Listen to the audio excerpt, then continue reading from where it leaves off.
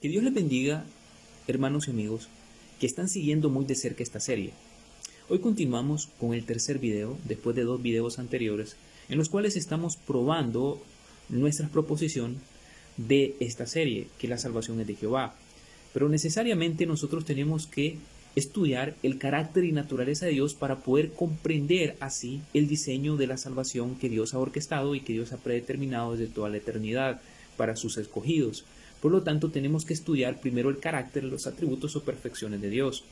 Es esencial que lo estudiemos así. Por eso es que en el primer video nosotros comenzamos argumentando de forma lógica, pero muy plausible y con un fundamento estricto, lógicamente y bíblicamente y teológicamente. ¿A qué me refiero? Mencionábamos que la única base legítima para poder sostener la fe cristiana es la soberanía de Dios. Sin soberanía de Dios no hay fe cristiana. Y hablábamos de varios puntos muy importantes y lógicos de por qué la soberanía de Dios es importante. Y mencionábamos un punto muy importante que es no calificar la soberanía de Dios y añadir peros cuando decimos que Dios es soberano. Porque entonces limitaríamos la soberanía de Dios. Estaríamos diciendo que Dios es soberano en algunos aspectos, pero no es soberano en otros aspectos, controla algunos aspectos, pero otros no. Y al calificarla de esa manera, negamos la soberanía de Dios y volvemos la soberanía a Dios un 90% soberano, lo cual nos lleva a incurrir en tremendas falacias y a caer en puntos muy irracionales, porque tendríamos también que decir que Dios no es todo conocimiento, que Dios no es todo poderoso y cosas así por el estilo. Entonces tenemos que sobreguardar a la iglesia de esos peligros. También mencionábamos en el video anterior el primer fundamento. Hemos dicho que vamos a dar 4 razones legítimas, 4 argumentos de peso de por qué la soberanía de Dios absoluta es el sistema que puede ser sostenido por la Biblia y que es el único que puede sustentarse por medio de la Biblia. La soberanía de Dios absoluta, la cual enseña que Dios tiene un control absoluto de todas las cosas. Y mencionábamos los atributos de Dios de omnisciencia y omnipotencia. Y decimos que omnisciencia significa simple y sencillamente que Dios tiene todo conocimiento, y omnipotencia significa que Dios es todopoderoso. Pero que si nosotros negábamos la soberanía absoluta divina, y por ejemplo pensamos que están ocurriendo o están sucediendo cosas que Dios no sabía que iban a suceder o que Él no sabe que están sucediendo, entonces socavaríamos o negaríamos, atentaríamos, violentaríamos de forma colosal su omnisciencia, socavaríamos su omnisciencia, y entonces teníamos que decir que Dios entonces no es 100% omnisciente. Pero si decimos que realmente Él sabe, pero no ha podido impedir que eso que Él no está controlando ocurra y esto cae fuera de su voluntad, entonces tendríamos que admitir que Dios no es omnipotente, y de esa forma cancelaríamos o violentaríamos la omnipotencia de Dios y la socavaríamos, la atenuaríamos, la minimizaríamos, y eso es sumamente peligroso, porque entonces ya estaríamos negando prácticamente al Dios de la Biblia. Muy bien, pero por eso entonces nosotros tenemos que continuar estudiando el carácter de Dios de una forma resumida, pero que nos va a dar un entendimiento, va a ser un puente que nos va a ayudar a poder comprender entonces la doctrina de la salvación y todo lo que vamos a estar estudiando. Obviamente después de que estemos estudiando estos 4 fundamentos bíblicos para la soberanía de Dios, también vamos a estudiar el libre albedrío y cuál es el concepto que la Biblia da del libre albedrío, ¿verdad? Porque hay muchas distorsiones y muchos puntos de vista errados también con respecto al libre albedrío, porque muchos podrían estarse preguntando, bueno, sí, estamos hablando mucho de la soberanía de Dios y seguimos con esta serie hablando en otros 2 puntos más sobre la soberanía de Dios, pero entonces, ¿qué sucede, por ejemplo, con la responsabilidad o la libertad del hombre? Vamos a hablar de esos temas también, entre muchos otros temas. Pero por el momento estamos hablando acerca del carácter de Dios para entonces poder entender al diseñador y así saber cuál fue el diseño, el carácter y naturaleza del diseño de la salvación. Pero tenemos que primero entender a aquel que predeterminó esta salvación, aquel que orquestó, que ordenó, que predestinó esta salvación para sus escogidos. Bueno, hay algunos atributos que necesitamos mencionarlos, aunque sea brevemente, y uno de esos atributos es el atributo de independencia. ¿Qué es lo que la independencia significa? Bueno, la independencia significa que Dios es independiente de su creación, que Dios no nos necesita a nosotros ni al resto de la creación, que Él no depende de nosotros. Significa que Él es autocontenido, que Él es el único que realmente existe en virtud de sí mismo, en virtud de su propia naturaleza. Él es autocontenido, Él es autosostenible. Él existe por sí mismo y únicamente por sí mismo. Eso significa que que nos creó Dios a nosotros, no por la razón de que se sentía solo, que en él había soledad o que de repente Dios estaba aburrido, no, porque eso entonces sería poner una decadencia en Dios y entonces yo ya no sería Dios. No, realmente Dios es independiente de su creación. Nosotros no hacemos que su gloria suba, nosotros no hacemos que su gozo suba, nosotros no hacemos que sea más misericordia, más amor, no. Él eternamente pudo haber, de eternidad a eternidad pudo haber existido así, porque Él es autocontenido. Por ejemplo, encontramos textos bíblicos que comprueban esto que estamos diciendo. En Hechos capítulo 17, versículo 24 al 25, la Biblia dice: el Dios que hizo el mundo y todo lo que hay en él es Señor del cielo y de la tierra.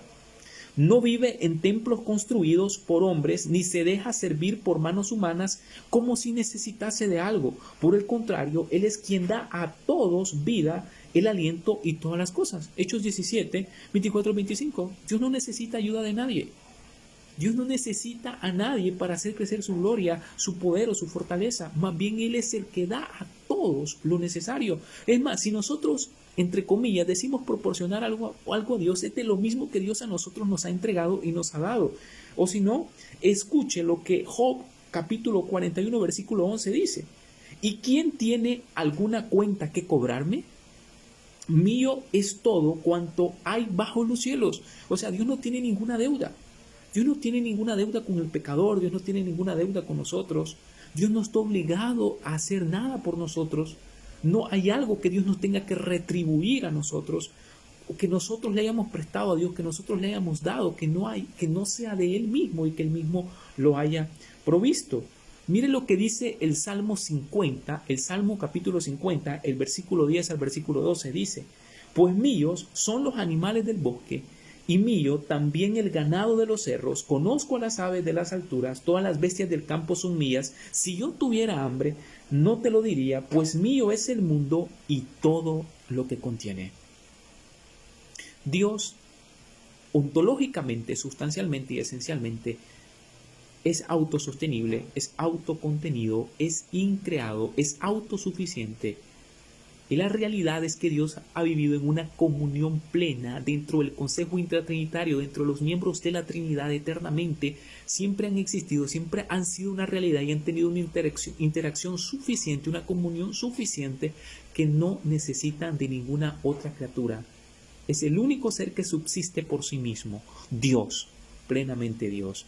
Entonces, entender esto nos va a ayudar a nosotros cuando estudiemos el tema de la elección incondicional, cuando estudiemos el tema de la predestinación, cuando estudiemos el tema de la expiación limitada, que son temas que a veces nos cuesta a nosotros comprender, pero cuando hemos entendido el carácter de Dios es mucho más fácil comprender, porque entonces nos vamos a dar cuenta que Dios no es un ser reaccionario, que lo finito no es que causa efectos en lo infinito, o que Dios depende del hombre para salvar al hombre. No.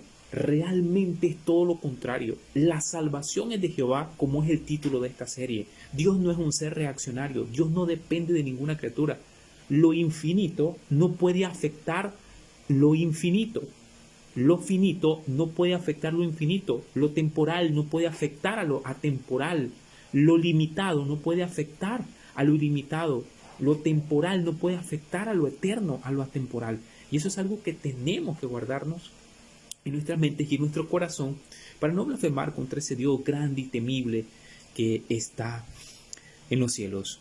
Jesucristo, en Juan capítulo 17, versículo 5, Él decía una verdad: y ahora pues, Padre, glorifícame en tu presencia con la gloria que tuve contigo antes que el mundo existiera. Aquí hay una clara indicación de que el Padre y el Hijo compartían la gloria antes de la creación del mundo. Lo mismo dice en Juan 17, 24.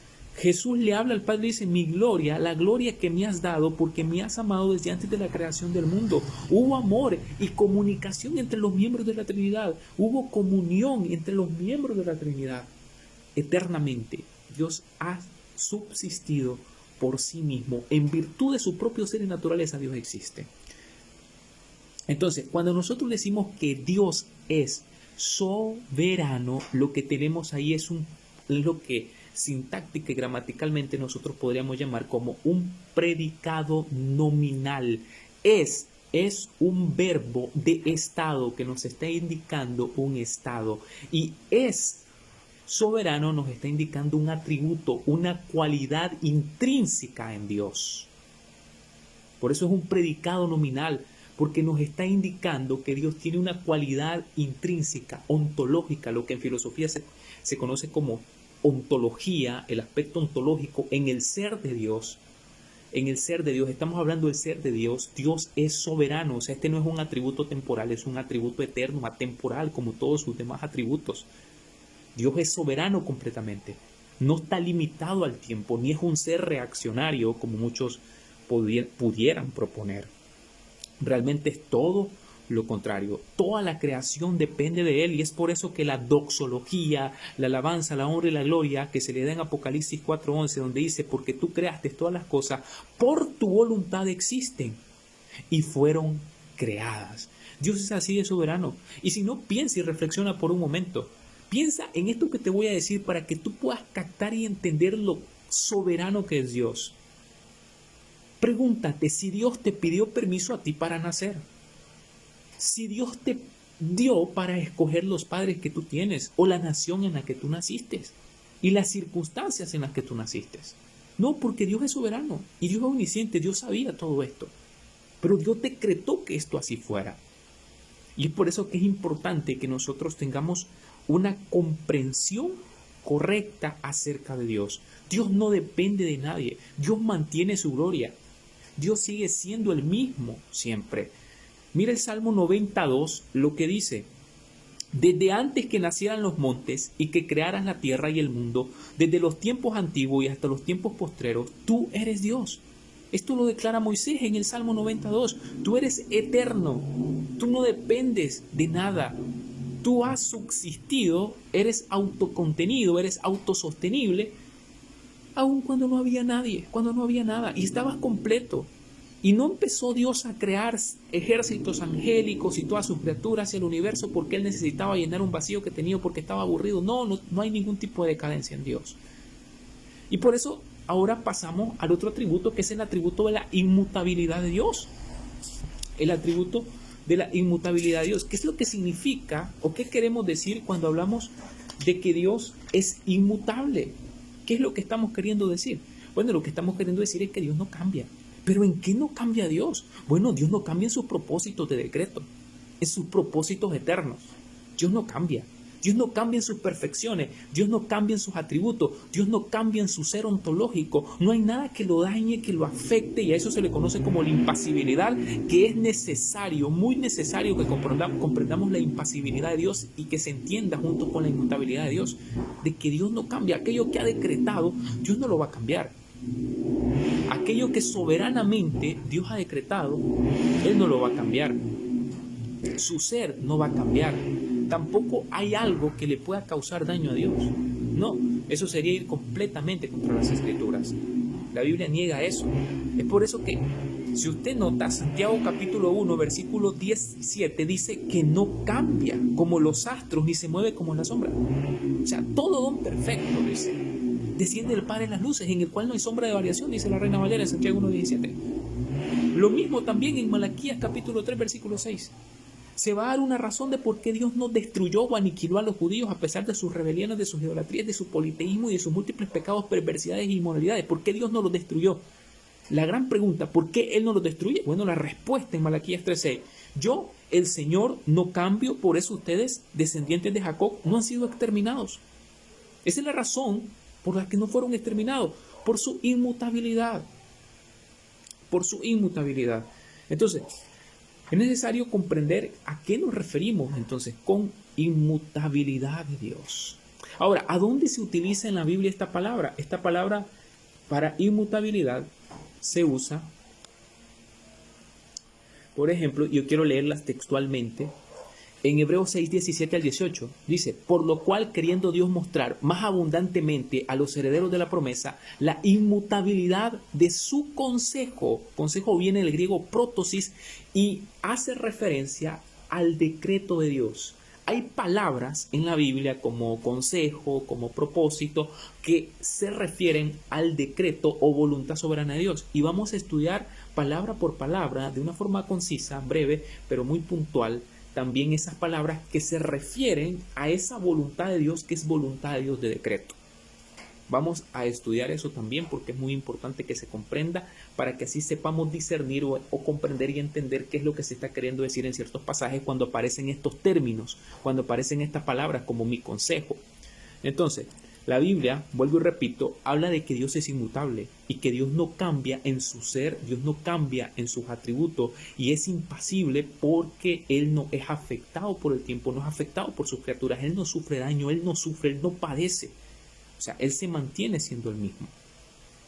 Entonces, eso es importante de comprenderlo. Muy bien, pero la Biblia también registra que hay dos formas en las que se puede concebir la voluntad de Dios. Tenemos la voluntad de Dios de decreto, la voluntad de Dios soberana, pero también tenemos la voluntad de Dios declarativa o la voluntad de Dios de mandamientos. Y tenemos que distinguir entre estas dos voluntades. Hay una voluntad de Dios que es de mandamientos, en el que Él soberanamente decide que las personas, que los hombres quebranten sus mandamientos. Por ejemplo, en el Antiguo Testamento nosotros encontramos más de 613 mandamientos. Específicamente los más conocidos son los de Éxodo capítulo 20, ¿verdad? Los 10 mandamientos, ¿verdad? Ahí tenemos el mandamiento de no matarás. Sin embargo, el hombre mata. Ahí tenemos el mandamiento de no fornicarás, no adulterarás, pero el hombre fornica, el hombre adultera, el hombre roba y infringe cada uno de estos mandamientos. Dios lo permite de forma soberana, que el hombre infrinja estos mandamientos. A esto se le conoce como voluntad de mandamiento o voluntad declarativa.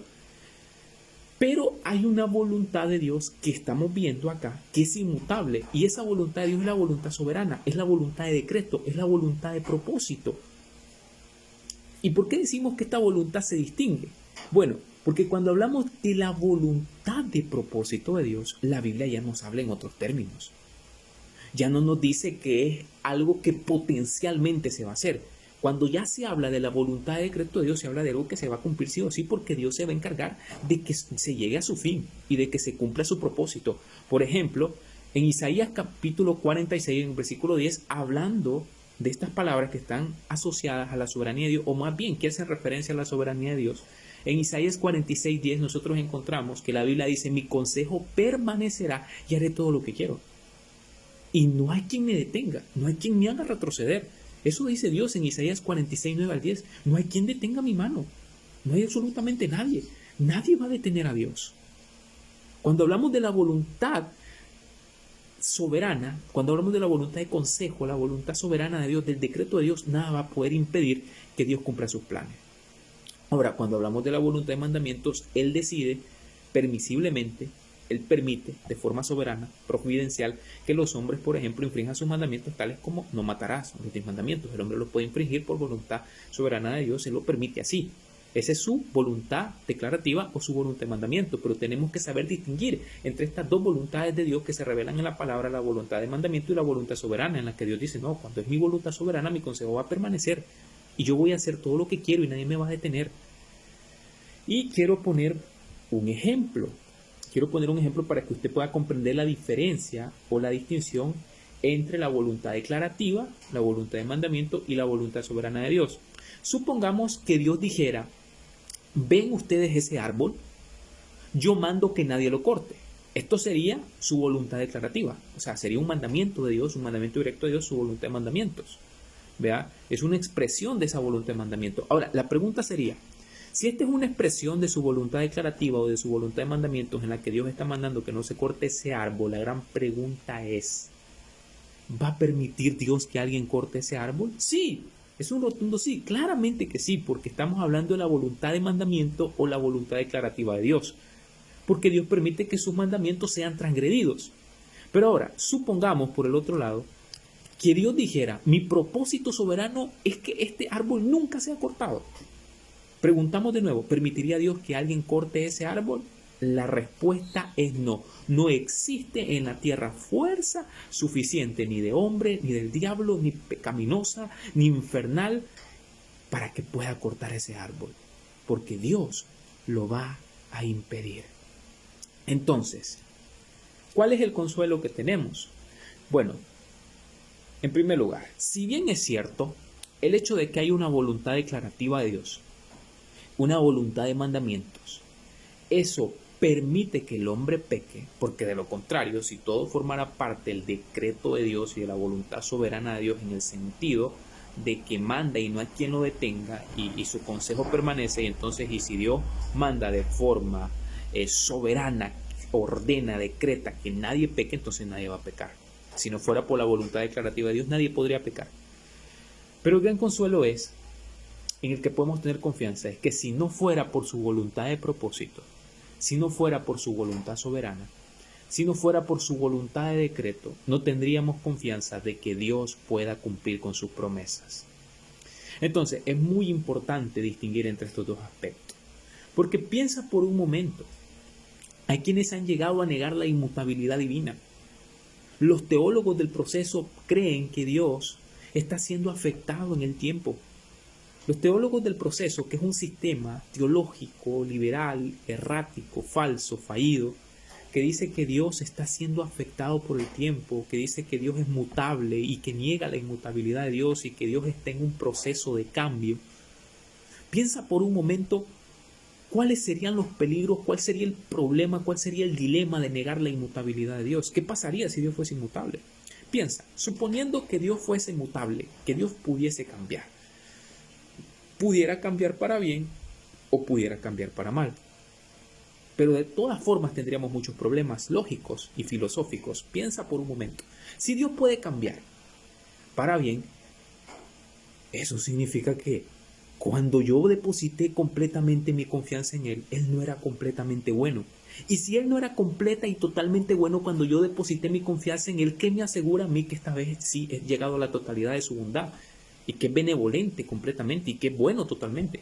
¿Qué me aseguraría a mí eso? Pero si es por el otro lado que ha cambiado para mal, eso significa que Dios se convierte en un ser malvado. ¿Quién me asegura a mí que dentro de 1000 años no vamos a estar siendo gobernados por un Dios tirano, omnipotente y malvado? Terrible, eso es terrible, eso es espantoso, eso es aterrador, escalofriante pensar de esa forma de que Dios pudiera cambiar. Pero hay más. Imagínense, si Dios pudiera cambiar, Dios ha prometido que Cristo va a volver por segunda vez y que va a crear cielos nuevos y tierras nuevas. Pero tal vez nosotros no sabemos y Dios ya cambió de opinión y Cristo ya no viene. Y las cosas van a ser completamente diferentes de cómo se han revelado porque Dios puede cambiar.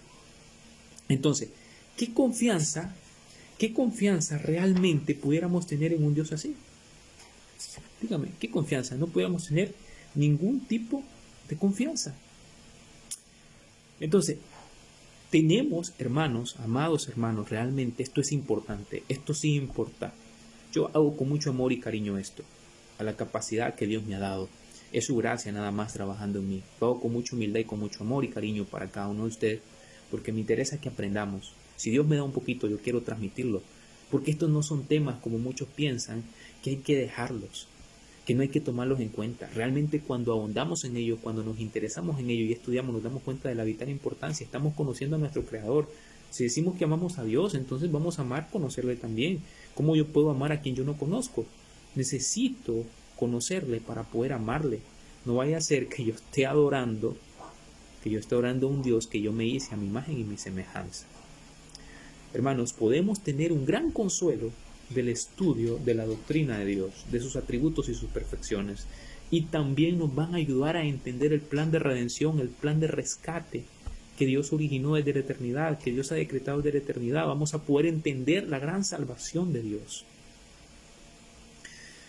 Entonces, ha sido un privilegio, un honor. Seguimos, continuamos. Luego se viene el tercer fundamento, se viene otro video, un cuarto video, se viene un quinto video y se vienen muchos, ¿verdad? Y esperamos estudiar diversos temas. Y estos temas nos van a beneficiar espiritualmente. Recuerde que 1 de Pedro capítulo 2 versículo 2 dice que no hay crecimiento espiritual, no hay madurez, si no hay conocimiento bíblico. Que Dios les bendiga.